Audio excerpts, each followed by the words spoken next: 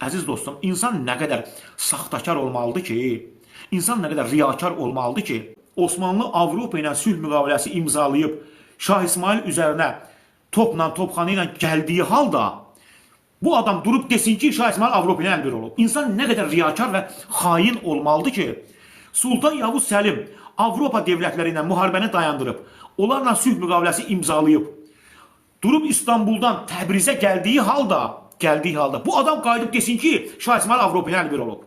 Yəni insan nə qədər riyakar olmalıdır, insan nə qədər özünə hörmət etməməlidir. Mənə deyirsən, get kitab oxu.